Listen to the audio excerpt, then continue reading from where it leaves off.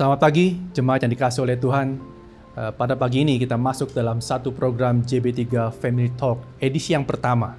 Dalam edisi yang pertama ini, kita akan membagikan mengenai satu topik yang berjudul apakah benar yang keluar dari mulut adalah berasal daripada hati manusia. Di dalam kehidupan suami dan istri, terkadang ada waktunya di mana suami dan istri bertengkar satu dengan yang lainnya. Di dalam pertengkaran tersebut, terkadang muncul ada satu kata-kata yang mungkin tidak baik, kata-kata yang tidak mengenakan, bahkan cenderung kasar. Di dalam satu pertengkaran mungkin Bapak Ibu pernah melihatnya atau bahkan mungkin mengalaminya, di mana pasangan saudara berkata, "Sudahlah, kita nggak cocok, kita cerai saja."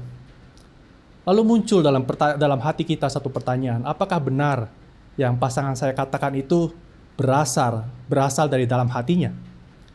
Karena firman Tuhan di Matius 15 ayat 18 dikatakan, apa yang keluar dari mulut berasal dari hati manusia.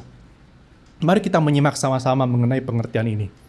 Dan kami berharap pengertian ini bisa mengubahkan kehidupan pasangan suami dan istri dalam pernikahan. Di dalam otak manusia, ada yang disebut dengan otak berpikir yang terletak di bagian depan dari manusia.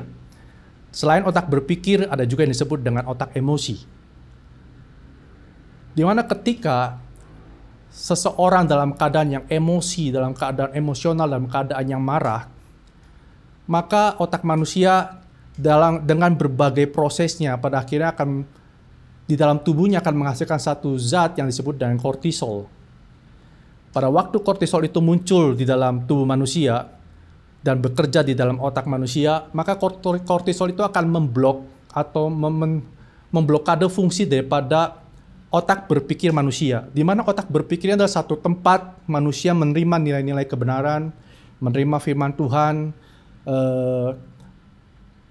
bisa berpikir mengenai apa yang baik, apa yang tidak baik, apa yang benar dan apa yang tidak benar. Bahkan dengan otak ini manusia bisa merencanakan sesuatu, memikirkan sesuatu lebih dalam kehidupan manusia. Nah, pada waktu kortisol ini muncul dalam keadaan manusia emosi, maka kortisol ini akan memblok fungsi daripada otak firman Tuhan itu sendiri. Sehingga pada waktu manusia emosi, manusia tidak lagi bisa berpikir secara firman Tuhan. Dan kata lainnya seperti itu mudahnya. Lalu ketika otak firman Tuhannya diblok, dalam keadaan emosi, pasangan kita berkata, "Sudah, saya tidak cocok dengan kamu, kita cerai sajalah." Lalu dari manakah perkataan itu berasal?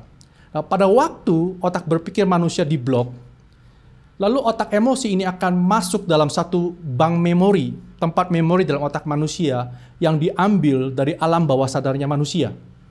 Di mana alam bawah sadar ini akan banyak terbentuk ketika anak-anak dalam usia yang masih sangat kecil, dalam 7 tahun pertama, bahkan krusialnya dalam 4 tahun pertama. Jadi bisa saja pada waktu pasangan kita masih kecil, orang tuanya mungkin pernah ribut, dan pada waktu orang tuanya ribut, salah satu orang tuanya pernah berkata, "Sudahlah, kita ini nggak cocok, kita cerai saja." Maka memori itu akan masuk ke dalam otak alam bawah sadarnya anak dan digunakan oleh kita pada waktu beranjak dewasa. Mungkin pasangan kita pada waktu kecil, orang tuanya tidak pernah ribut dan tidak pernah berkata seperti itu. Lalu dari mana? Mungkin anak kita pernah dititipkan kepada pamannya, bibinya, atau saudaranya, dan pada waktu mereka ribut, mereka pun mengeluarkan kata-kata yang sama. Atau mungkin keluarganya pun baik-baik saja dan saudaranya pun baik-baik saja. Lalu dari mana itu berasal? Bisa jadi pada waktu anak kita nonton sinetron, dalam adegan sinetron itu keluar suatu perkataan, "Saya tidak cocok dengan kamu, udah saya cerai saja." Itulah sebabnya kenapa pada waktu kita punya anak, selagi bisa kita mendidik anak kita sendiri, kita didik anak kita sendiri. Jangan serahkan anak kita pada orang lain dan perhatikan apa yang ditonton, dilihat, atau bahkan dimainkan oleh anak kita dalam kehidupan mereka saat mereka masih kecil. Karena apa yang mereka terima akan masuk ke dalam alam bawah sadarnya anak-anak kita. Dan pada waktu anak kita bertumbuh menjadi anak yang dewasa, mungkin hal itu tidak pernah keluar. Apalagi anak-anak yang sudah belajar mengenai firman Tuhan, mengenai kebenaran firman Tuhan, karena mereka bisa berpikir mana yang benar, bisa merencanakan dan melakukan apa yang benar dalam kehidupan mereka.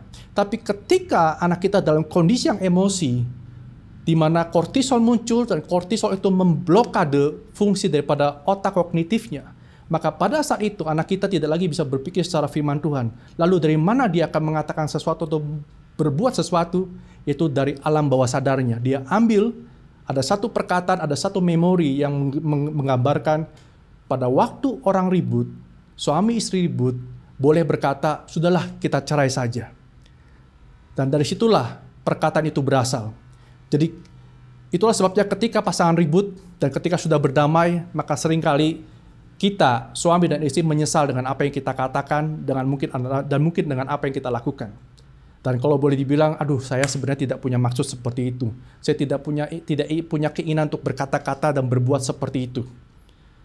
Bahkan ini pun bisa terjadi pada seorang hamba Tuhan yang tahu firman Tuhan, bisa melayani orang lain saat teduh setiap hari, tapi ketika otak itu diblok oleh kortisol, maka emosinya lah yang akan bekerja dan menuntun hidupnya.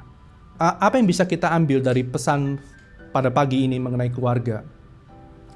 Yang pertama, ketahuilah bahwa apa yang keluar dari mulut pasangan kita bukanlah berasal dari hatinya, tapi itu berasal daripada emosinya dan pengalamannya di masa lalunya.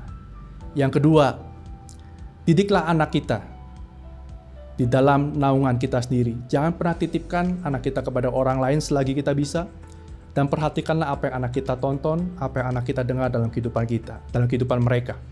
Dan yang ketiga, bagi kita yang emosi, belajarlah untuk mengendalikan emosi. Sehingga dalam kehidupan kita tidak lagi dipimpin oleh emosi kita, tapi kita dipimpin oleh kebenaran firman Tuhan dalam kehidupan kita sehari-hari.